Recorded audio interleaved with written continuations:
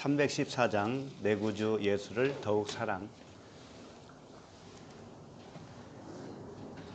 내 구주 예수를 더욱 사랑. 엎드려 피는 말 들으소서. 내 진정 소원이 내 구주 예수를 더욱 사랑, 더욱 사랑.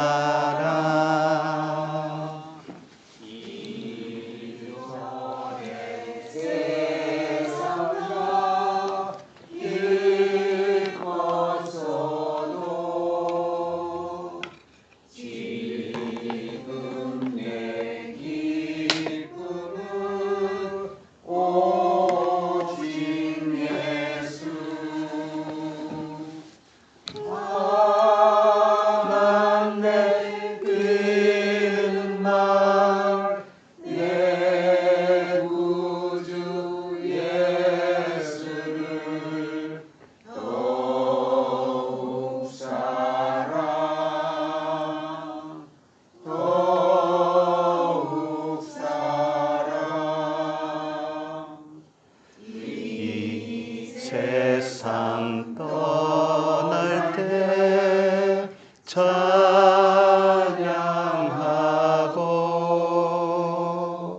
숨질 때 하는 말 이것일세.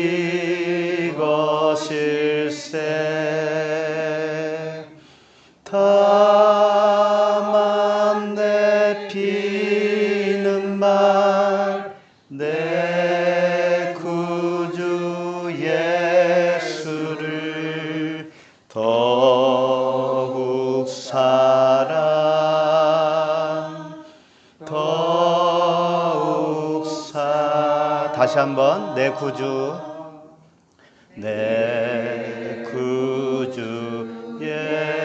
예수를 더욱 사랑.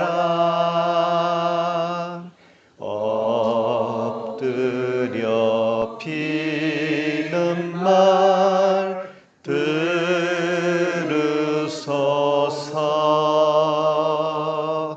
내 진정 소원이 내 구주 예수를 더욱 사랑, 더욱 사랑. 이전엔 세상 나 기뻤어도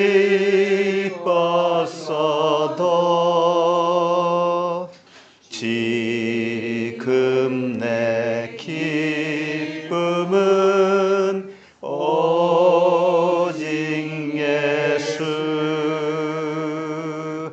다만 내 피는 말 내 구주 예수를 더욱 사랑, 더욱 사랑. 이 세상 떠날 때 찬양하고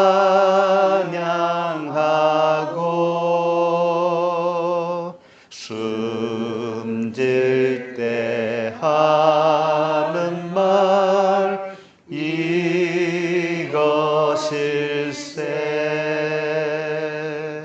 다만 내 피는 말 내 구주 예수를 더욱 사랑,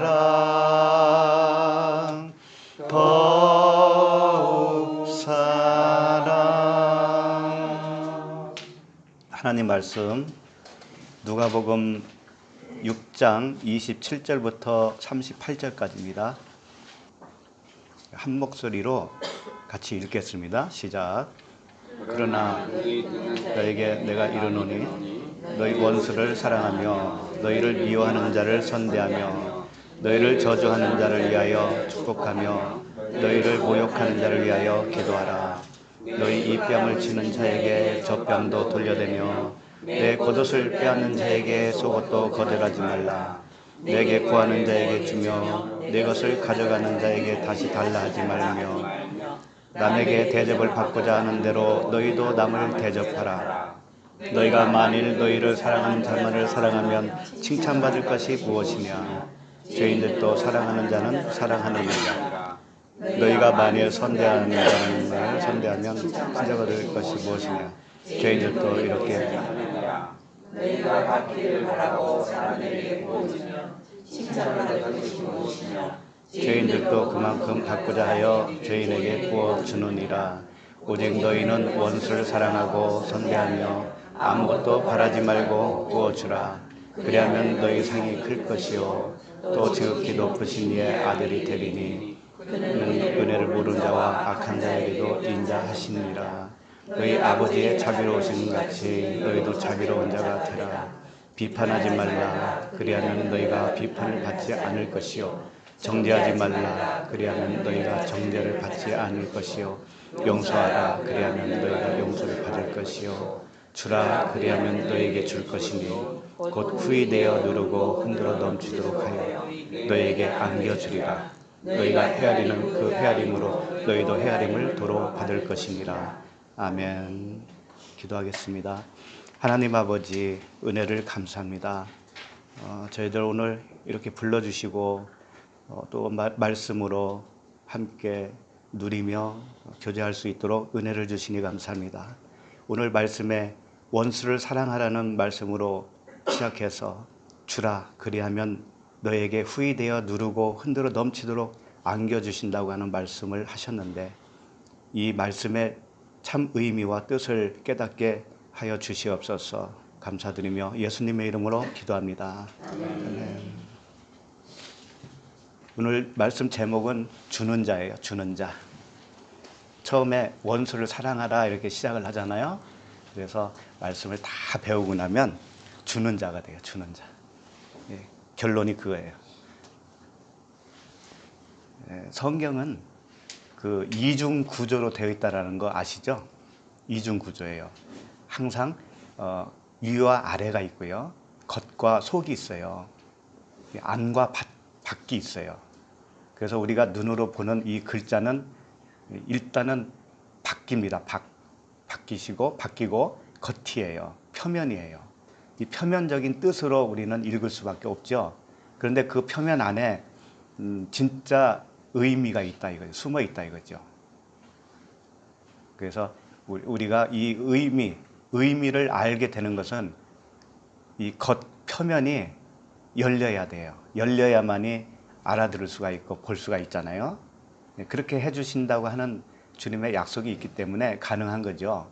누구나가 그 열림이 뭐냐? 다른 말로 하면 계시예요. 계시. 그래서 믿음에 올 때까지는 이 계시가 올 때까지, 믿음의 계시가 올 때까지는 율법에 갇힌 바 됩니다. 표면에 갇힌다 이거예요. 수박을 먹으려면 수박 껍데기를 깨야 돼요. 어떻게 돼요? 반드시 깨야 되잖아요. 그러니까 그 겉을 깨야만이 안에 있는 알맹이를 먹을 수 있잖아요. 근데 누군가 그러더라고. 안 깨도 먹을 수 있대요. 빨대를 꽂아서 먹을 수 있대요. 그 억지로 부리고 싶은 거지. 그런 법은 없어요. 그래서 이 겉을 표면을 율법이라고 합니다. 율법. 그러니까 율법은 다른 것이 아니에요. 표면으로 보면 다 율법이에요. 그리고 이면으로 보게 되면 그게 은혜와 진리의 복음이다 이거죠. 항상 이 구조로 되어 있습니다. 그리고 말씀만이 그런 건 아니에요. 우리 마음도 그렇게 지어졌어요. 우리 마음도. 처음에 겉으로 지어졌어요. 겉으로 지어진 것이 무엇이냐? 그게 양심이라는 거죠. 양심. 우리 인간이 양심이 없는 사람이 없잖아요. 양심을 다 가지고 태어납니다. 근데 그 양심으로 살고 있는 우리가 의롭다고 생각을 했던 거죠. 이게 표면으로 사는 것이고 겉으로 사는 거예요. 그러면 말씀이 은혜와 진리의 복음이 우리 안에 들어오잖아요. 그러면 이제 새로운 알맹이가 우리 안에 생기는 거죠. 그래서 그 속사람이라고 그러잖아요. 속사람. 속사람으로 살게 되는 겁니다. 겉사람이 깨지고 속사람으로 살게 되는 것이 세상의 마지막이에요. 그 마지막 때라고 그러는데 마지막 때는 우리 각 개인에게 다 있는 거죠. 눈에 보이는 이 세상은 마지막이 없습니다. 다 사기치는 거예요. 오늘날 현상을 보니까 종말이 다 된 것 같아. 이런 말을 자주 하잖아요. 그것은 몇천 년 전부터 있었어요. 그런 지진이 뭐 이때만 있었습니까? 그때도 다 지진이 있었죠. 전쟁이 뭐 지금만 있었어요? 처음부터 전쟁이 있었는데. 다 그거 사기친다니까요. 그러니까 열심을 내라고 그러잖아요. 열심을 내라고. 거기에 또 속아요. 속아. 왜? 그 알맹이를 몰랐으니까. 속을 몰랐으니까. 그래서 성경은 계속적으로 이걸 알려주기 위해서 우리에게 힌트를 많이 준 겁니다. 그동안에. 가인과 아벨이 이것을 설명하고 있죠. 가인과 아벨. 가인은 아벨을 죽여요. 가인은 율법이라는 거죠. 율법은 죄를 깨닫게 하는 역할을 하잖아요. 죽여야 되는 거예요. 율법은. 하갈과 사라 아시죠? 하갈은 예루살렘의 언약이라는 거죠. 사라도 언약인데 하늘에서 내려오는 언약이에요. 예루살렘, 하늘에 있는 예루살렘의 언약이에요. 그러니까 이것은 은혜라는 거죠. 하갈은 죄를 묶어서 종을 만들고 사라는 그 종에서 풀어져서 자유한 자로 만들어주는 거예요. 이 둘 다 필요합니다. 이것을 알게 되면 풀어주는 거예요. 풀어지는 거예요. 자유한 자가 되는 겁니다. 이스마엘과 이삭도 그런 의미로 주어진 것이고요. 에서와 야곱도 마찬가지예요. 또 레아라고 있죠. 레아와 나헬도 그 역할을 하고 있는 거죠. 모세와 여호수아도 마찬가지입니다. 모세는 율법의 대명사 아닙니까?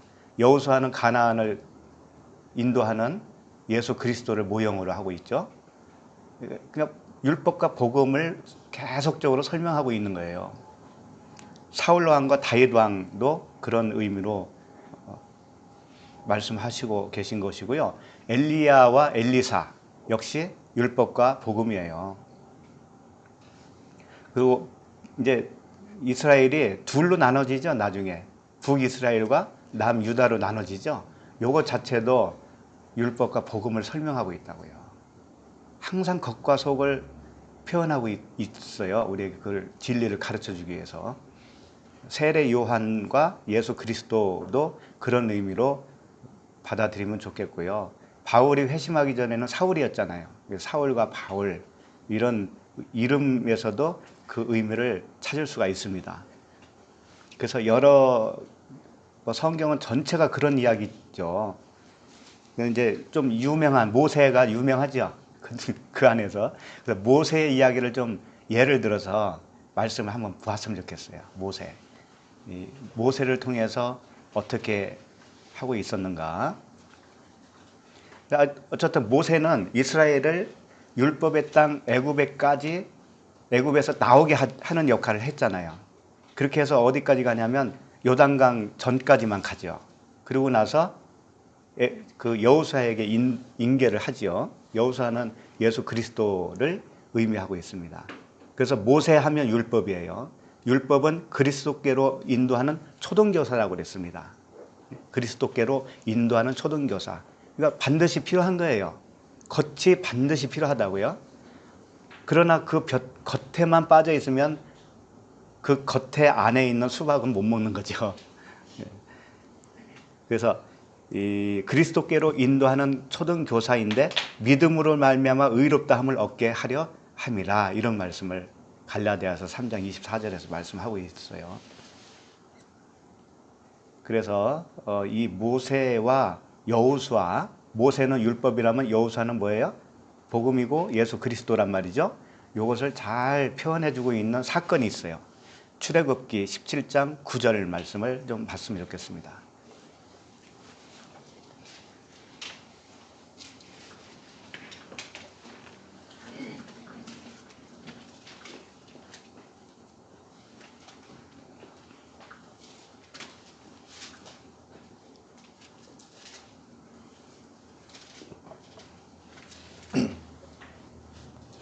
출애굽기 17장 9절 말씀 보시면 모세가 여호수아에게 이르되 우리를 위하여 사람들을 택하여 나가서 아말렉과 싸우라. 내일 내가 하나님의 지팡이를 손에 잡고 산 꼭대기에 서리라. 그렇습니다.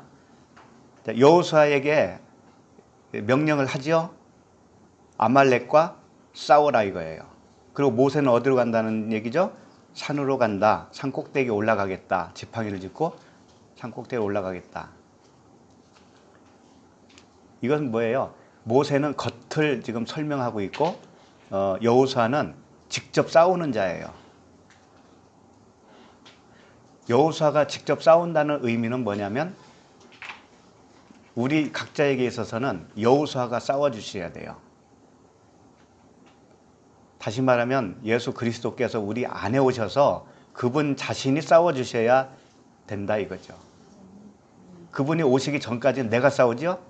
내가 싸우면 아말렉이에요.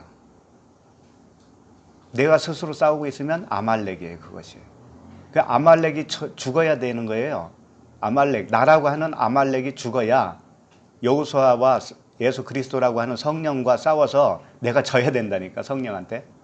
그래야 아말렉이 죽어야 그것이 세상의 종말입니다. 그것이.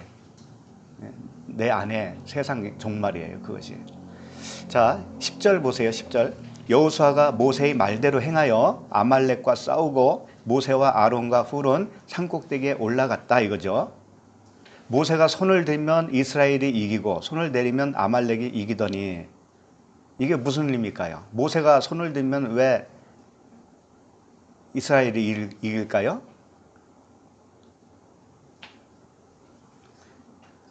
흔히 이렇잖아요. 중보기도를 억세게 하면 이기고, 목사가 성도를 위해서 중보기도를 억세게 많이 하면 성도들이 영적으로 세상에서 이기고, 중보기도 안 하면 어떻게 해요? 져서 교회도 잘 안 나오고 이렇게 하지요. 그래서 기도 많이 해야 된다고. 모세가 손을 들어가서 항복을 하는 건가요?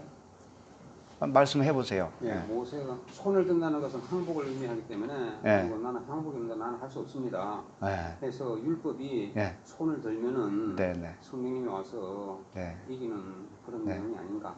네, 아주 훌륭합니다. 훌륭해요. 맞아요, 맞아요. 어떻게 하셨어요? 예? 모세는 죽어야 되는 거니까.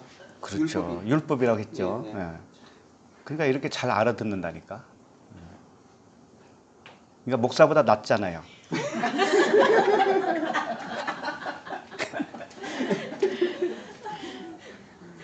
그런데 손 드는 게 항복하는 건지 그건 잘 모르겠어요. 요새는 손 들면 항복인데 그거와 똑같이 이제 적용을 한다면 그렇게 되는 것 같아요. 맞아요, 맞아요. 자, 그럼 계속 읽어보자고요. 그 11절 보면 모세가 손을 들면 이스라엘이 이기고 손을 내리면 아말렉이 이기더니 모세의 팔이 피곤하매 그들이 돌을 가져다가 모세의 아래에 놓아 그가 그 위에 앉게 하고 아론과 훌이 한 사람은 이쪽에서 한 사람은 저쪽에서 모세의 손을 붙들어 올렸더니 그 손이 해가 지도록 내려오지 아니한지라. 자, 이렇게 되어 있어요. 지금 말씀해 주신 대로 모세가 손을 들었다라고 하는 이 든다라는 의미가 뭐냐면 이제 벗겨진다라는 의미거든요. 그러니까 율법이 벗겨지면 뭐가 나와요? 복음이 나오잖아요. 복음은 여호수아로 표현을 한 거죠. 그러니까 복음으로만 승리할 수 있는 거예요. 승리할 수 있는 것은 나라고 하는 아말렉을 죽이려면 복음이 들어와야 되는 거예요. 복음이. 그러려면 모세라고 하는 율법이 들림을 받아야 돼요. 그러니까 예수님이 그랬잖아요. 내가 십자가에 들린다 그러잖아요. 내가 들리면 많은 사람을 내게로 이끌겠다 그랬잖아요. 들린다고 하는 거예요. 그러니까 십자가에서 율법이 죽어서 완성되는 거예요. 그렇게 되면 복음으로 승리로 살아가는 거겠죠. 여기서 그 모세의 손을 붙잡은 자들이 두 사람이 나오잖아요. 아론과 훌이죠. 아론은 레위 지파 사람이에요. 제사장입니다. 훌은 유다 지파 사람이에요. 훌은 그래서 아론과 훌은 역시 율법과 복음을 또 여기서도 표현하고 싶은 거예요. 이쪽 저쪽에서 붙잡고 예수 그리스도라는 그 의미를 담고 있죠. 그렇게 해서 예수 그리스도께서 손을 들면 십자가에서 죽으면 그런 말씀이에요. 돌도에서 나오잖아요. 돌. 그리스도라고 하는 돌. 돌에다가 모세를 앉혔잖아요. 그러니까 모세도 역시 그리스도라고 하는 예수 그리스도이신데 모세로는 죽어야 된다 이거죠. 모세는 죽어야 그 돌 대신은 그리스도 복음이 승리케 한다 이거예요. 다 그런 의미란 말이에요. 그런데 이 율법이라고 하는 것을 그렇게 설명하다 보면 나쁜 것으로 생각하기 쉬워요. 근데 반드시 율법은 있어야 되는 겁니다. 율법은 있어야 되는 거예요. 그래서 야고보서 4장 11절에 보면 찾으실 분은 찾으시고 야고보서 4장 11절에 보면 형제들아 서로 비방하지 말라. 형제를 비방하는 자나 형제를 판단하는 자는 곧 율법을 비방하고 율법을 판단하는 것이라. 이렇게 되어 있죠. 내가 만일 율법을 판단하면 율법의 준행자가 아니요 재판관이로다 이랬단 말이에요. 이게 다 무슨 말씀이냐면 율법은 표면적인 법이에요. 육체의 법이에요. 육체의 법. 그렇기 때문에 율법은 내가 봤을 때 이 말씀을 봤을 때 육체로 지켜야 되는구나 라고 여겨질 수밖에 없어요. 그게 육체의 법이란 말이에요. 그런데 형제들 비방하고 판단하는 것은 그 율법에 의해서 판단한다는 말씀이거든요. 그렇게 하지 말라는 거예요. 왜? 그 율법은 네가 그 율법에 의해서 누구를 비방하고 판단하잖아. 그러면 네가 그 율법을 잘못 알고 있기 때문에 그래. 이런 뜻이에요. 표면적으로 나타난 율법은 사실 그렇게 지키라고 준 것이 아니었다라는 거예요. 그런데 마치 그렇게 지켜야 할 것처럼 내가 알고 있으면 다른 사람을 그렇게 판단할 거 아닙니까? 율법으로 남을 판단하면 내가 잘못 판단하고 있는 거예요. 그래서 진짜 의도를 모르고 있는 거예요. 너는 지금 주님이 율법을 준 이유를 진짜 모르고 있거든. 그래서 율법을 만든 자를 판단하는 것과 같은 거예요. 그것은. 그러니까 섣불리 판단하지 마 이런 뜻이란 말이에요. 율법으로 남을 판단하면 안 돼요. 그건 육체의 법이었고 그것은 거기서 우리는 지킬 수 없다라는 것으로 손을 들고 그 이면에 있는 법 안으로 들어가야 되는 거죠. 예, 그 이면에 안으로 들어가면 판단할 것이 하나도 없어요. 그때는 오직 진리만 가지고 판단되어져요. 진리냐, 진리가 아니냐. 이게 율법의 그 이면을 알고 있느냐, 없느냐, 이것만 알게 된다고요. 그렇게만 판단이 된다고요. 그러니까 너희들은 율법의 그 참 의미를 모르고 남을 판단하고 있으면 율법을 만든 자를 판단하는 것이고, 그 율법의 준행자가 아니다 이거죠. 이런 말씀을 하는 거예요. 그래서 여기다 한번 찾아볼까요? 유다서 1장 9절 말씀을 한번 찾아보도록 하겠습니다. 유다서 1장 9절. 천사장 미가엘이 모세의 시체에 관하여 마귀와 다투어 변론할 때에 감히 비방하는 판결을 내리지 못하고 다만 말하되 주께서 너를 꾸짖으시기를 원하노라 하였거늘. 이 말씀이죠. 천사장 미가엘이 모세의 시체에 관하여 마귀와 다퉜다라는 겁니다. 모세가 가나안 땅에 들어가지 못하고 죽었지요. 죽었죠? 어디서 죽었죠? 응? 누보산. 누보산. 네. 맞아요. 그러니까 좀 그 말을 하고 있는데 모세가 죽었어요. 그런데 마귀와 다퉜다는 말은 뭐냐면 이 시체가 정말 죽어서 시체로 됐느냐, 하늘로 올라가서 시체가 없느냐, 찾지를 못했다고 했잖아요. 시체를 찾지 못했다. 그러니까 그걸 다퉜다는 말이에요. 그런데 천사장 미가엘조차도 판결을 못했어요. 이걸 판결을 못하고 다만 주께서 너를 꾸짖으시기를 바란다, 이 말을 했단 말이에요. 이게 의미가 뭐냐 이거지. 이게 다 무슨 의미냐 이거죠. 자, 결론으로 말하면 마귀는 뭐예요? 비방자죠. 마귀는 말씀을 오해하고 있는 자예요. 응? 율법의 의를 모르고 있다고요. 그 율법의 의미를 모르고 있다고요. 그 마귀예요. 모세가 시체라는 의미는 뭐냐면 율법은 죽었다 이런 뜻이잖아요.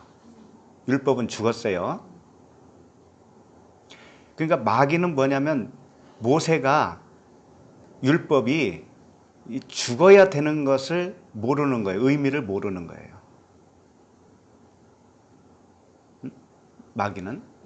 그러니까 천사장이 뭐라고 하냐면은 그 모세가 왜 죽어야 되느냐 이런 말을 하질 않고 그 모세의 율법이 이러이러한 것이다 라고 마귀를 정죄하지 않았어요.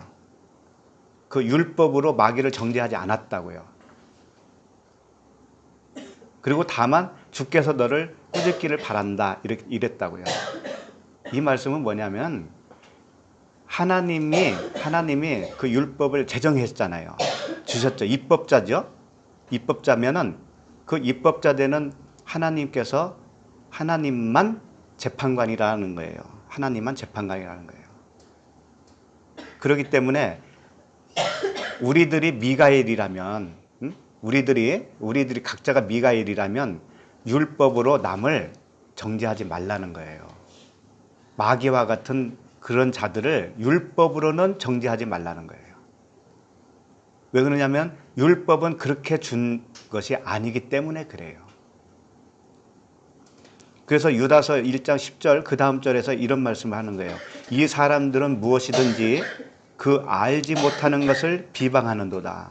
이러는 거죠. 율법으로 비방을 하고 있잖아요. 율법으로 다른 거 아닙니다. 율법이 내가 알고 있는 말씀이에요. 말씀. 표면적인 말씀. 그 표면적인 말씀으로 사람들을 정죄를 한다고요. 이 말씀에 의하니까 너는 이렇고 저렇고 말씀이 이렇게 쓰여 있잖아 그러잖아요. 말씀이 이렇게 쓰여 있는데 왜 너는 그렇게 생각 안 하니? 이런 경우가 많이 있잖아요. 그러니까 그런 사람들은 잘 모르고 있는 상태죠. 이 사람들은 무엇이든지 그 알지 못하는 것을 비방하는도다. 또 그들은 이성 없는 짐승같이 본능으로 아는 그것으로 멸망하느니라. 본능으로 아는 것이 뭐냐면 우리가 눈으로 다 읽을 수 있잖아요. 성경 말씀을. 살인하지 말아라 그러면은 살인하지 말라라는 말이지 뭐예요 그게. 그렇게 본능으로 알고 있는 거.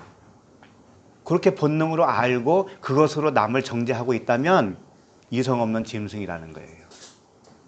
그 안에 노고스가 없는 알로고스, 노고스가 없는 짐승이라는 거예요. 그러니까 노고스, 말씀이 없는 짐승이라는 뜻이요. 성경 달달 외우는 사람도 거기에 해당될 수 있습니다. 표면으로 알고 있으면. 그만큼 무서운 거예요. 오늘 왜 이거부터 말씀을 드리냐면 오늘 갈 길이 굉장히 먼데 오늘 말씀도 표면으로 보기 때문에 그래요. 오늘 누가복음 말씀을. 그렇게 보기가 쉽기 때문에 그렇습니다. 그래서 먼저 이 말씀을 먼저 드리는 거예요. 세례 요한도 나는 물로 세례를 주거니와 내 뒤에 오시는 자는 불과 성령으로 세례를 준다고 그러죠. 그래서 물 세례와 불 세례가 있다고 그랬잖아요. 그 겉에 표면에서 나오는 것이 물 세례예요. 문자적인 하나님의 말씀에서 나오는 것이 물세례예요. 그럼 불세례는 뭐냐? 그 의미로 채워지는 것이 불세례라고요. 응? 채워져서 이제 아들이 되어지는 거죠. 그래야 참된 안식이 오거든요. 그러니까 물세례, 불세례도 겉과 속을 표현하고 있는 거죠. 그래서 항상 이중 구조로 계속 흐르고 있습니다. 그래서 매번 반복해서 어쩌면 우리는 물세례와 불세례를 반복해서 받고 있는 거예요. 말씀을 통해서, 우리의 삶을 통해서. 그걸 오늘도 이 말씀을 통해서 확인을 해봤으면 좋겠습니다. 그래서 이게 그 말씀, 이 성경 말씀에서만 이 겉에서 나왔다고 해서 되는 게 아니고 이게 내 실제적으로 내 안에서 나라고 하는 육신의 생각이 있잖아요. 요것이 겉이거든요. 그래서 자기 본심에서 그 양심이 본심이에요. 율법이에요. 거기서 해방되는 것이 참된 해방이에요. 그렇다고 해서 양심에 화인 맞아라 그런 뜻이 아닙니다. 그하고는 다른 차원이에요. 양심이 마비되라 그런 뜻이 아니라고요. 그런 것이 아니고 새로운 양심이에요. 하늘로부터 내려오는 새로운 양심. 그 양심으로 사는 거죠. 그것은 성령의 법이라고도 하고 생명이라고도 합니다. 그걸 다 싸잡아서 복음이라고 하는 거예요. 그래서 안에 있는 것으로 구제하라 그러잖아요. 안에 있는 것으로. 겉에 있는 것으로 구제하면 안 되고 안에 있는 것으로 해라. 그것은 이면적인 하나님의 말씀이 있어야 구제할 수 있다는 거예요. 이 본문을 보도록 하겠습니다. 오늘 본문은 육신의 정욕에 해당되는 말씀이에요. 육신의 정욕이 해결돼야 된다고 하는 그런 측면으로 주신 말씀이라고 보면 됩니다. 27절을 누가복음 6장 27절을 함께 읽어볼까요? 시작. 그러나 너희 듣는 자에게 내가 이르노니 너희 원수를 사랑하며 너희를 미워하는 자를 선대하며. 자, 그러나 너희 듣는 자에게 그러죠. 듣는다라고 하는 것은 이제 들을 귀가 있다 이거예요. 비로소 너희들은 살아났다. 그 안에 있는 것을 들을 귀가 있다 그런 겁니다. 오늘 우리들도 그 안의 것을 들을 수 있는 귀가 있다면 오늘 말씀을 다 이해할 수 있어요.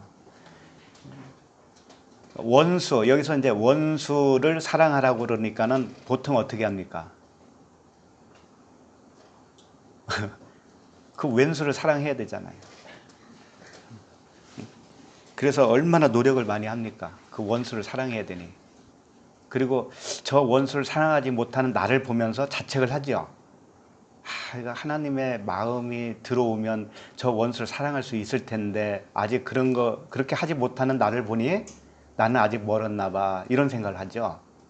그렇게 속는다니까 우리는. 원수 사랑 못해요 우리는. 아니 자식 죽인 원수를 사랑할 수 있어요? 그건 정신병자지. 안 그렇습니까? 정신병자가 아니든지 자기 의가 너무 꽉 찼든지 둘 중에 하나예요. 아니라고요? 성령이 오시면 사랑할 수 있다고요? 그러면 사랑하지 못한 사람들은 다 성령이 없는 사람들이겠네요. 어쩌다 한 번씩 나오는 사람들 있잖아요. 어떤 그런 목사님이라든가 있잖아요. 어쩌다 한 번씩 나오시는 분들. 그분들만 그럼 성령 받은 거예요? 안 그럴 거 아니에요. 그런 것으로 판단하면 안 됩니다. 성경 말씀은 그런 말씀을 하고 있는 게 아니에요. 자식 죽이는 사람을 미워하는 건 당연한 겁니다. 그건 당연해요. 그렇지만 그것을 내 의지로 어떤 사랑한다라고 하는 차원이 아니라 그 육적인 차원이 거기에 내가 다 함몰될 수 없다라는 것을 아는 사람이기 때문에 그렇기 때문에 놓아질 수는 있는 거예요. 그런 면에서도. 그러나 그 어떤 사람처럼 그 원수를 갖다가 자식을 삼는다든가 양자를 삼는다든가 그렇게까지 돼야 된다는 건 아니라고요. 오해하시면 안 돼요. 여기서 원수는 누구냐면 로마서 5장 10절을 보시면 이렇게 말씀을 하고 있습니다. 하나씩 찾다 보면 너무 오래 걸리니까 제가 읽어드립니다. 로마서 5장 10절 곧 우리가 원수 되었을 때에 그의 아들의 죽으심으로 말미암아 하나님과 화목하게 되었은즉 이런 말씀이에요. 화목하게 된 자로서는 더욱 그의 살아나심으로 말미암아 구원을 받을 것이니라. 자, 곧 우리가 원수 되었을 때에 그래요. 그러면 누구와 원수 되었다는 거죠? 하나님과 원수가 됐다라는 거죠. 하나님과 원수 되었을 때에 그 아들의 죽으심, 예수 그리스도의 죽으심으로 말미암아 우리가 화목하게 되었고 구원받았다 이런 말씀이잖아요. 그렇죠? 그러면 일단 원수는 뭐냐면 하나님이 원수예요. 아니 하나님이 원수라고 그러니까 거슬리죠. 내가 하나님을 원수로 생각한 적이 한 번도 없잖아요. 그런데 말씀하고 있잖아요. 우리가 원수 되었을 때 원수가 먼저 되는 겁니다. 우리는. 왜 그런지 아세요? 내 생각으로 하나님의 말씀을 오해하고 붙들었기 때문에 그래요. 그러면 그건 다른 하나님을 섬기고 있는 상태거든요. 그러면 그 자체가 하나님, 진짜 하나님과 원수예요. 한번 생각을 해보세요. 옆집 아저씨를 우리 아들이 옆집 아저씨를 자기 아버지로 생각하면 어떻게 돼요? 원수잖아요, 원수. 그런 원수가 어디 있어요? 그래서 하나님이 원수라고 표현을 하는 거예요. 하나님이 우리를 원수라고 생각한다니까요. 육신의 생각은 어떻게? 하나님과 원수가 되나니. 우리가 육신의 생각으로 있을 때 하나님이 우리와 원수가 돼요. 그럼 원수를 사랑하는 건 뭘까요? 진짜 하나님을 만나면 원수를 사랑한 거죠. 그렇죠? 그러니까 오늘 말씀도 다 율법과 복음을 말하고 있어요. 그리고 이런 말씀도 있습니다. 마태복음 13장 39절 보시면 가라지를 뿌린 원수는 마귀요 추수 때는 세상 끝이요 추수꾼은 천사들이니 이런 말씀이 있어요. 가라지를 뿌렸다라는 거예요. 그 밭에다가 가라지를 뿌렸어요. 근데 가라지를 뿌린 게 누구라고요? 원수인데 마귀라는 거죠. 그래서 주님이 이런 말씀을 했어요. 바리새인들에게. 너희들은 너희 마귀 아비에게서 났다 그랬어요. 바리새인들이 태어난 곳이 마귀라는 거예요. 마귀. 그럼 마귀가 뭘까요? 다른 하나님. 마귀는 다른 하나님이에요. 말씀으로 하면 뭘까요? 율법이잖아요. 그것도. 표면적인 율법. 그 이면을 모르고 있는 상태. 겉으로만 보고 있는 하나님의 문자 말씀. 이것이 뭐예요? 마귀예요. 자기에게는 마귀라고요. 우리 각 사람에게는. 그런데 내가 마귀이기 때문에 그렇게 마귀로 볼 수밖에 없는 겁니다. 그러니까 원수는 사실은 이렇게 되는 겁니다. 율법이라고 하는 말씀, 하나님이 원수이고 나 자신이 원수예요.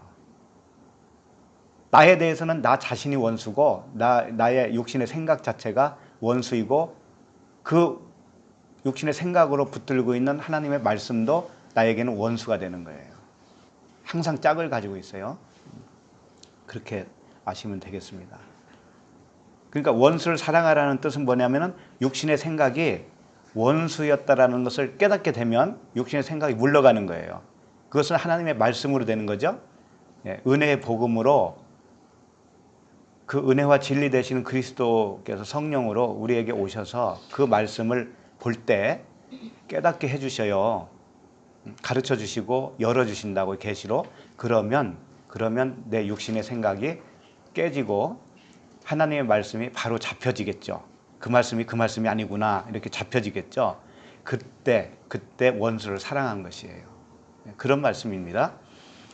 그 다음에 미워하는 자를 선대하며 이렇게 되어 있어요. 미워하는 자를 선대하며. 미워한다고 하는 것은요 다 같은 맥락인데 누가복음 14장 26절에 보니까 이런 말씀이 있어요. 무릇 내게 오는 자가 자기 부모와 처자와 형제와 자매와 더욱이 자기 목숨까지 미워하지 아니하면 능히 내 제자가 되지 못한다. 이렇게 되어 있어요. 그러니까 자기 목숨을 미워해야 되는 거죠. 여기서 말하는 것은 부모, 처자, 형제, 자매, 이게 무슨 뜻이냐? 진짜 우리가 살고 있는 부모와 형제, 자매를 미워하라는 얘기냐? 그 말씀이겠습니까? 표면으로 보면 그 말씀이죠. 부모, 처자, 형제, 자매, 더욱이 자기 목숨까지 미워해야 되니까 문자로 보면 그렇게 되잖아요. 그게 아니고 부모 하면은 항상 부, 아버지잖아요. 아버지. 모 하면은 어머니죠. 부는 뭐냐면 성전을 의미해요. 성전. 모 하면은 말씀을 의미해요. 언약, 말씀을 의미해요. 그러면 부모를 미워하라는 말씀이잖아요. 그럼 부모를 미워한다는 뜻은 뭐냐면 여기서 말하는 부모는 율법의 부모를 말하는 거예요. 성전은 사람이 지었잖아요. 지은 성전, 눈에 보이는 성전을 말하는 거예요. 그 눈에 보이는 성전을 헐기 위해서 주님이 육체로 오셨잖아요. 그래서 자기 육체를 가리켜 성전이라고 하신 거죠. 그리고 그 성전을 헌 거예요. 스스로 허시고 이면의 성전으로 세워주신 것이죠. 그러니까 첫 번째 부모는 떠나야 되는 겁니다. 미워해야 되는 거예요. 그래야 두 번째 부모로 세워지는 거예요. 두 번째 부모는 어디에 세워지냐면 내 안에, 내 마음에 너희가 하나님이 거하시는 성령의 전인 줄 알지 못하느냐 그러잖아요. 그러니까 처자도 역시 그 율법으로 낳은 생각들을 말하는 거예요. 겉에 문자로 낳은 나의 마음, 생각들을 말하는 거예요. 처자, 형제, 자매 이게 다 그런 뜻이라고요. 그것을 미워해야 되는 것을 그것을 통틀어서 뭐라고 하면 자기 목숨이라고 그러는 거예요. 자기 목숨. 자기 목숨을 미워해야 된다고 그러잖아요. 그러니까 부모, 처자, 형제, 자매 이것을 미워하는 것이 무엇이냐? 곧 너의 목숨을 미워하는 것이다. 이렇게 되는 거죠. 육신의 생각, 육신의 정욕, 안목의 정욕, 이생의 자랑이 미워해야 돼요. 자기가 스스로 미워해야 돼요. 그 미워하는 자를 선대한다라는 건 뭐예요? 복음으로 살려주는 것이 선대죠. 뭐 다른 거 있겠어요? 그렇죠? 에베소서에 이런 말씀이 있어요. 에베소서 5장 29절에 누구든지 언제나 자기 육체를 미워하지 않고 오직 양육하여 보호하기를 그리스도께서 교회에게 함과 같이 하나니, 여기서는 자기 육체를 미워하지 않고 이렇게 또 거꾸로 말을 했어요.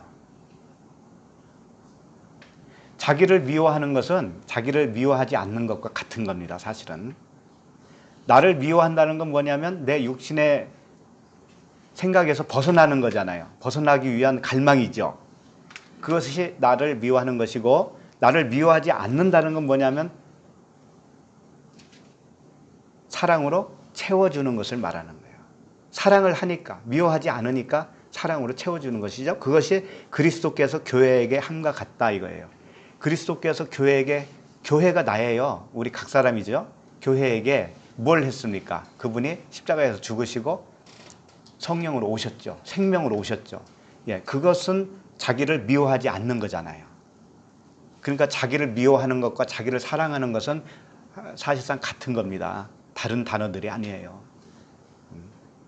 나를 미워해야 되니까 아이고 이 못된 나 이렇게 하시는 것을 말하는 게 아닙니다. 네. 비진리에서 떠나기를 갈망하고 있는 그 자체가 나를 미워하는 거예요. 그리고 그렇게 미워하는 것은 원인이 어디 있어요? 자기를 사랑하기 때문에 그렇잖아요. 네. 생명으로 자기를 다시 세워주는 것, 이것이 선대하는 겁니다. 28절 읽을까요? 시작. 너희를 저주하는 자를 위하여 축복하며 너희를 모욕하는 자를 위하여 기도하라. 그러니까 말씀을 보면 볼수록 남 이야기가 아니고 자기 속에 있는 자기 이야기잖아요. 다 다 나의 이야기예요. 나. 다른 사람과 관계해서 뭐 원수, 미워하는 자, 저주하는 자 이런 뜻이 아닌 거예요. 다 내 안에서 일어나는 나와 말씀의 관계입니다. 나와 말씀의 관계예요. 자, 너희를 저주하는 자를 위하여 축복한다고 하는 것은 너희를 저주하는 자가 누구냐면 율법입니다. 율법의 기능이 뭐예요? 우리를 죄를 깨닫게 하는 거잖아요. 그러니까 저주를 받은 자마다 나무에 달린 자라고 그랬죠. 그렇게 몰고 가는 것이 뭐냐면 율법이죠. 그러니까 나를 저주하는 자를 율법으로 봐야 돼요. 하나님이셔요. 그런데 겉에 하나님이라고요. 나를 저주합니다. 일단. 그래서 저주 받는 자가 있고요. 저주 받아서 다시 태어나는 자가 있어요. 그러니까 이건 같은 한 사람을 의미하는 거예요. 그래서 마태복음 25장 41절 보시면 이런 말씀이 있어요. 또 왼편에 있는 자들에게 이르시되 저주를 받은 자들아 나를 떠나라 마귀와 그 사자들을 위하여 예비한 영원한 풀에 들어가라. 이 말씀만 보면 양들이 염소잖아요. 염소와 양. 왼편에는 염소, 오른편에는 양이죠. 이것을 각각 존재하는 어떤 자들이라고 생각하기 쉬워요. 그런데 이게 하나라고 해요. 하나. 나라고 하는 하나를 표현하는 겁니다. 왼편에 있는 자들은 뭐냐면 저주를 받는 자들이라고 돼 있어요. 저주받은 자들아 나를 떠나가라. 떠나가는데 마귀와 그 사자들을 위하여 예비한 영원한 불에 들어가라 이렇게 되어 있어요. 이것은 뭐냐면 지옥으로 들어가라 그런 뜻이 아닙니다. 지옥으로 들어가라 그런 뜻이 아니에요. 그러니까 말씀을 다 오해하면 큰일 나는 거예요. 그게 아니고 너라고 하는 너는 양이 되어야 되지 않냐. 우리 각자에게 하는 소리입니다. 우리가 양이 되어야 되죠. 양이 되려면 일단 저주를 받아야 된다 이거지. 염소로 일단 저주를 받아야 돼요. 받고 마귀는 뭐예요? 율법이라고 그랬잖아요. 그 마귀와 그 사자들, 율법의 말씀들, 조항들 그것과 함께 어디로 가냐면 불에 들어가야 된다고 그랬어요. 불은 뭐예요? 복음이에요. 복음. 성령이잖아요. 성령이 불이라고 그러잖아요. 성령은 뭡니까? 복음이잖아요. 그러니까 너라고 하는 존재가 저주를 받아. 저주를 받는다는 건 뭐냐면 율법으로 네가 죄인이구나 라는 것을 깨달아. 그리고 성령 안으로 들어가면 불못에 들어가면 이제 양으로 태어나는 거 아니냐 이런 뜻이라고요. 응? 그러니까 왼편이 패해져야 오른편으로 살아가는 거 아니겠느냐 이런 뜻이라고요. 그러니까 양과 염소도 결국 나 하나를 두고 하신 말씀이에요. 그러니까 오늘 말씀 너희를 저주하는 자를 위하여 축복하라고 하는 것은 내가 할 수 있는 거 아닙니다. 사실 그분이 와서 해주겠다고 하는 언약이에요. 그러니까 이렇게 하라 저렇게 하라라고 이렇게 본문에 나오지만 그렇게 해주겠다 이렇게 보시면 되는 거예요. 언약이에요. 그러니까 다시 정리를 하면 정리하기 전에 야고보서 3장 10절을 하나 말씀 한 절을 보시겠습니다. 야고보서 3장 10절.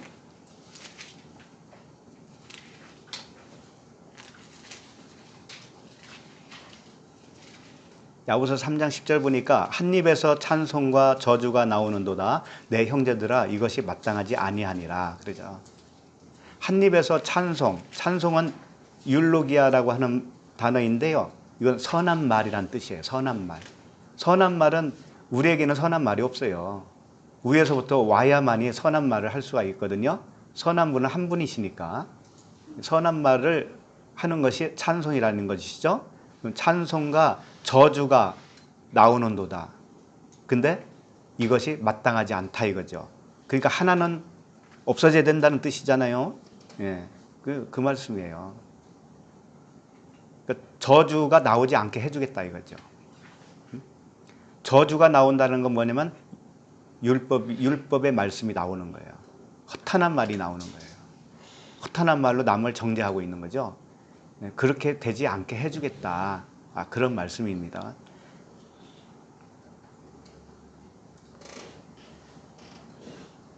다시 본문으로 가서 28절입니다. 28절. 너희를 저주하는 자를 위하여 축복하며, 이것은 했죠. 너희를 모욕하는 자를 위하여 기도하라 그랬습니다. 너희를 모욕하는 거. 모욕이 뭐냐면요, 거짓으로 고소하는 겁니다. 거짓으로 고소를 해요. 율법은 속여요. 속여. 늘 말씀드리는 거지만 살인하지 말아라 그러잖아요. 이게 속인 거라니까요. 겉으로 속인 거라고, 그게. 근데 그 이면에 살인하지 말라라는 뜻은 뭐예요? 하나님과 분리되어 있지 말아라, 그런 뜻이라고요. 하나님과 분리됐다라고 생각하는 사람이 있을까요? 없죠. 근데 하나님의 말씀과 분리되어 있다라는 것은 뭐냐면, 하나님 그 복음, 그리스도, 그 율법 안에 있는 의미로 주시는 그 말씀, 그것과 하나가 되어 있지 않는 것이 살인하고 있는 거거든요. 그러니까 그렇게 속이면 어떻게 되냐면, 살인하지 않으면 되는 것이네, 이렇게 생각할 거 아닙니까? 그러니까 율법은 이렇게 속인다 이거예요. 표면으로는 이렇게 속인다. 속이는 것을 여기서 단어를 어떻게 쓴 거냐? 모욕한다, 이렇게 쓴 겁니다. 속여요. 모욕한다. 이 땅에 하나님이, 예수님이 이 땅에 언젠가 오신다. 눈에 보이도록 세마포, 흰 두루마리기를 입은 그 거룩하신 분이 머리 이렇게 쫙 길러가지고 샴푸를 뭘 썼는지 몰라도 차랑차랑한 그 멋있는 머리를 하고 이 땅에 이렇게 임할 것이다. 예루살렘에 임할 것이다. 라고 속여요. 속인다고. 이게 뭐라고요? 모욕한다. 이게 모욕하는 거다 이거지.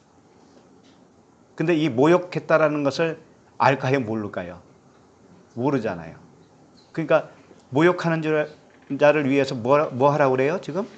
기도하라는 거죠. 기도는 이 원하심이죠. 하나님의 원하심. 그것이 이루어질 때 정말 내가 모욕을 당한 것이었구나, 그동안에. 이렇게 깨닫게 되는 거예요. 그러니까 그렇게 되기를 기도해야죠. 프로시코마이 해야 돼요.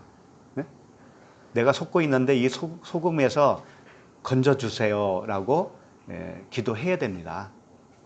프로시코마이 해야 돼요. 그래야 그분의 원하심이 이루어져요.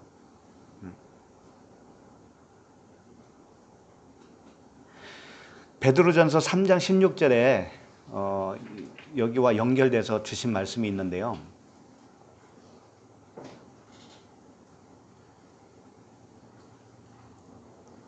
베드로전서 3장 16절에 보시면 선한 양심을 가지라, 이렇게 되어 있어요.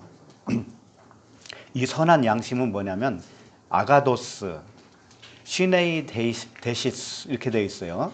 이건 뭐냐면 아가도스는 선하다라는 것인데 하나님만 선합니다.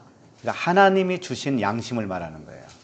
근데 여기서 양심은 어떤 뜻을 가지고 있냐면 함께 지각을 한다, 함께 알고 있다 라는 그런 뜻을 가지고 있거든요.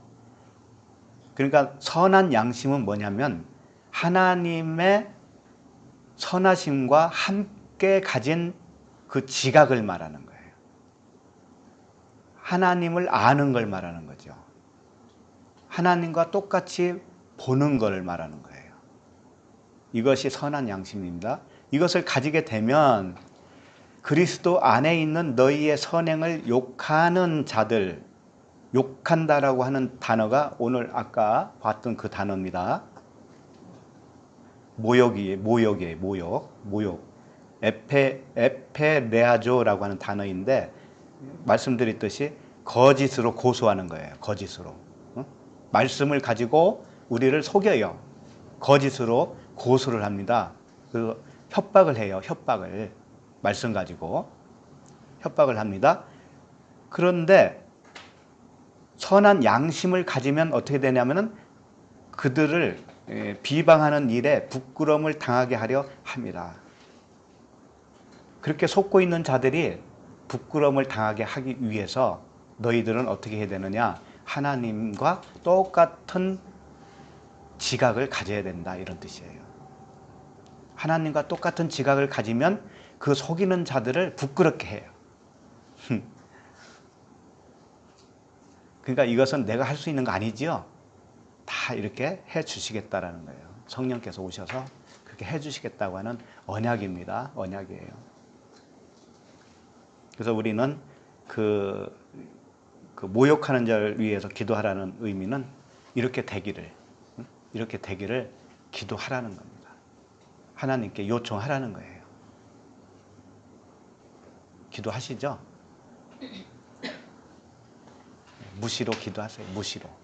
무시로 성령 안에서 기도하셔요. 29절로 넘어가겠습니다.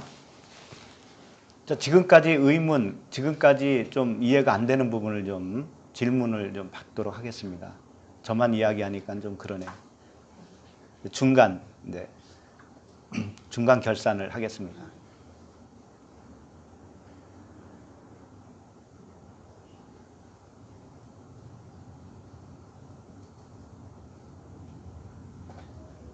없으면 계속 이어서 하겠습니다. 29절 같이 읽을까요? 너의 이 뺨을 치는 자에게 저 뺨도 돌려대며 내 겉옷을 빼앗는 자에게 속옷도 거절하지 말라. 자, 뺨을 치는 자, 겉옷을 빼앗는 자 이런 것들은 뭐냐면 다 복음이에요. 말씀이 그렇게 한다는 거예요. 성령께서 하시는 거예요. 근데 이 뺨 치는 것은 이 뺨은 뭐고 저 뺨은 뭐냐 이제 요걸 알아야 되겠죠. 뺨은 시아곤이라고 하는 단어인데 턱뼈를 말하고 있어요. 턱뼈.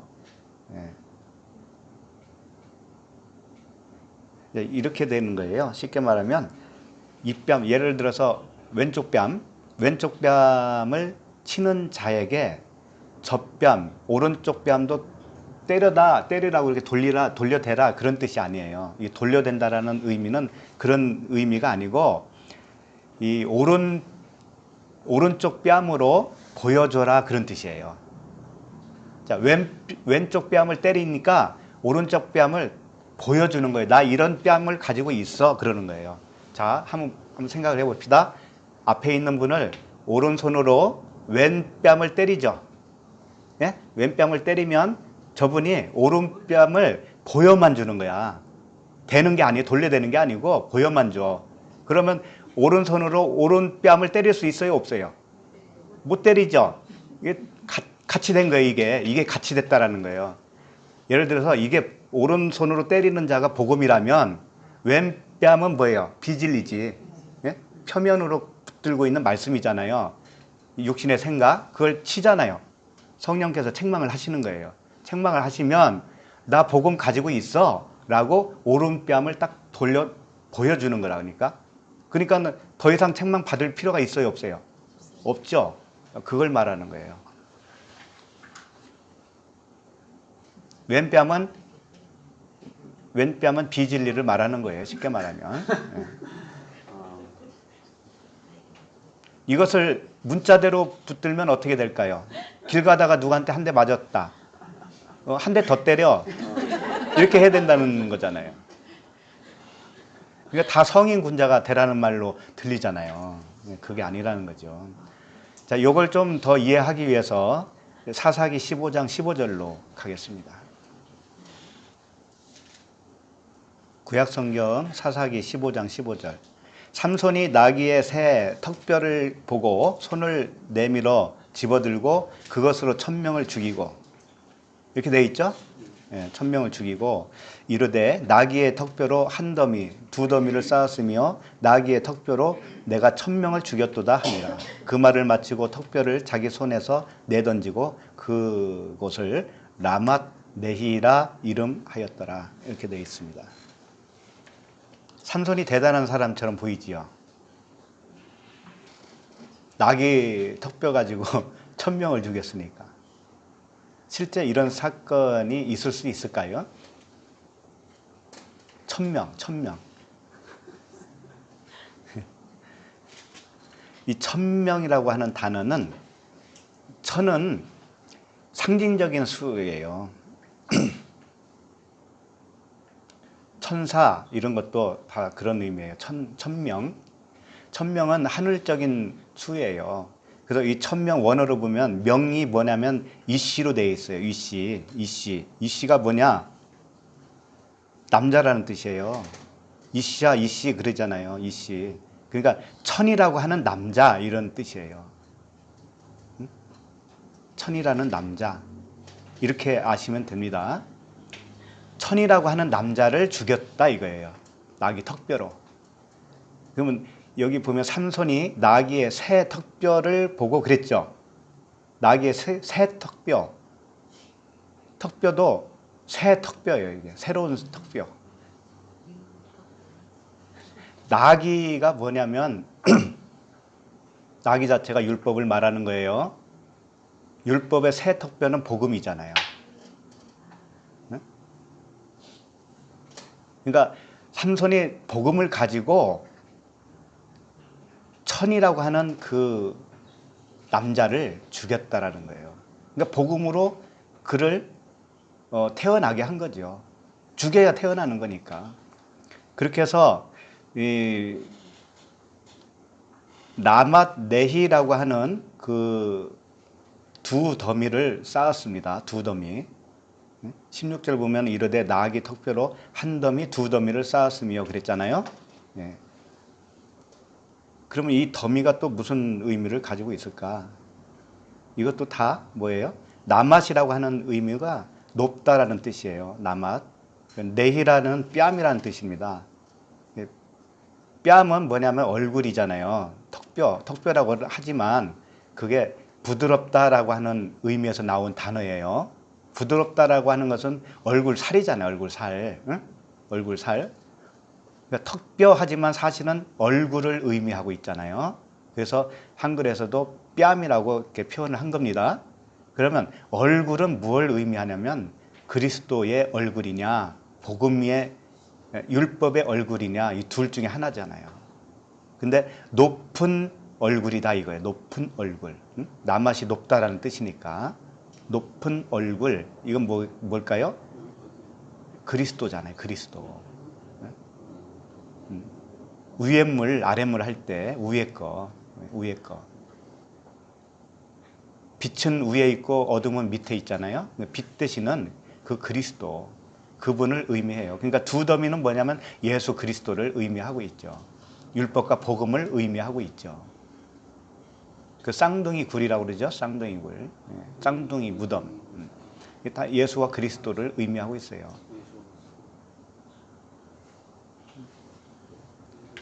그러니까 그 사사 누구예요? 이 삼손이 뭘 했느냐면은 그 역할을 한 거죠. 성령이 임해서 한 거거든요, 이것이. 성령이 임하니까 복음이잖아요. 복음의 역할을 자기가 한 거예요. 복음으로, 말씀으로 한 사람을 살려낸 거라고요. 그런 뜻이에요. 이걸 겉으로만 보면 1000명 죽였으니까 대단하다. 야, 어떻게 나귀 턱뼈. 야.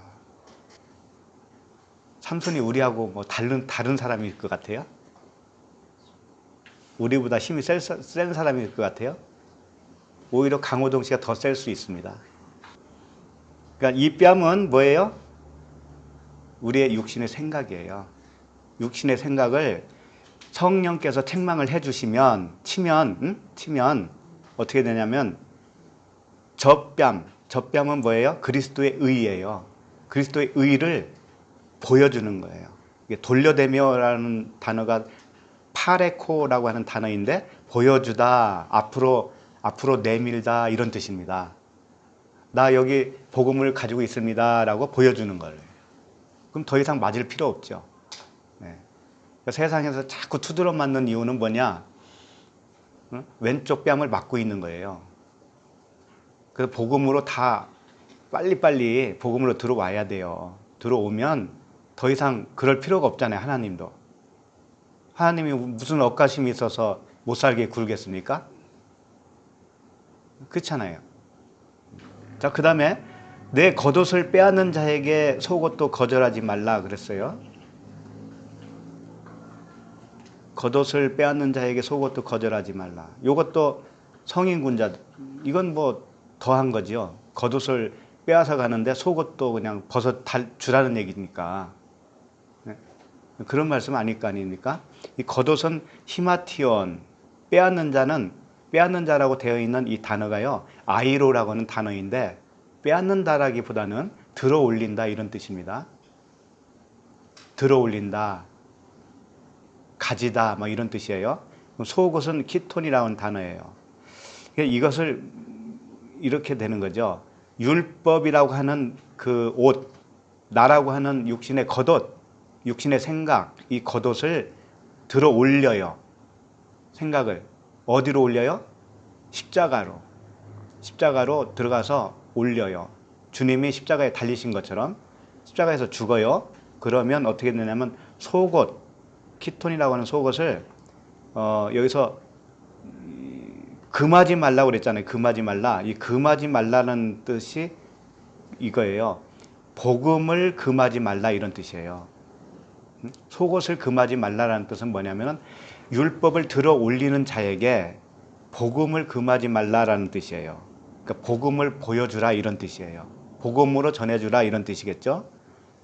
다 율법과 복음 이야기네요. 그러고 보니까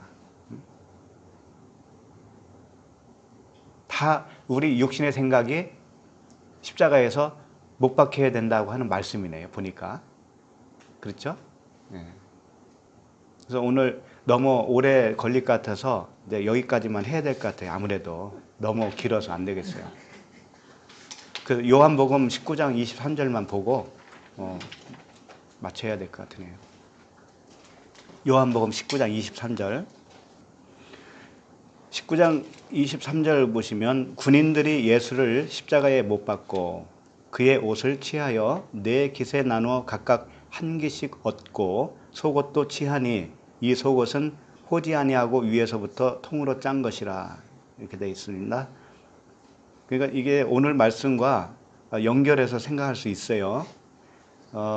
군인들이 예수님의 옷을 취했다고 그러는데 이 옷은 히마티온이에요. 겉옷이에요. 겉옷을 취했습니다. 그리고 이것은 네 깃씩 나눠서 가졌어요. 율법을 말하는 것이고요. 사복음서로 말씀해도 돼요. 그러니까 하나가 되지 않는 말씀이죠. 어쨌든 율법이에요. 그런데 속옷도 취하니 속옷이 이제 키톤입니다. 이 속옷을 취하니 이 속옷은 호지 아니하고 위에서부터 통으로 짰다 이거죠.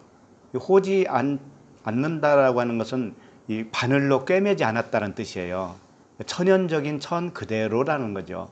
그것을 복음이라고 그러는 거예요. 복음, 은혜의 복음, 은혜와 진리의 복음을 이 속옷이라고 할 수가 있죠. 이것을 취했는데 24절 군인들이 서로 말하되 이것을 찢지 말고 누가 얻나 제비 뽑자 하니 이는 성경에 그들이 내 옷을 나누고 내 옷을 제비 뽑나이다 한 것을 응하게 하려 함이러라. 군인들은 이런 일을 하고 이렇게 돼 있어요. 자, 첫 번째 군인들이 한 일은 뭐냐면 겉옷을 찢어버렸죠. 율법을 찢었습니다. 그 다음에 찢으니까 뭐가 나왔냐? 속옷이 나왔습니다. 이 속옷은 복음이죠. 이 복음은 찢을 수가 없습니다. 복음은 누가 갖느냐? 제비를 뽑았죠. 제비를 뽑았다라는 것은 그 중에서 아들이 됐다라는 거예요. 제비 뽑아서 얻게 된 사람은 그 사람은 아들이에요. 아들. 복음을 가졌다 이거죠. 그렇게 된 거예요. 그러니까 오늘 누가복음 말씀에는 어떻게 되겠어요? 그렇게 이어보면은 겉옷을 빼앗는 자, 찢어버리는 자에게 속옷도 거절하지 말라. 속옷을 복음을 주어라, 보여주라 이런 뜻이죠.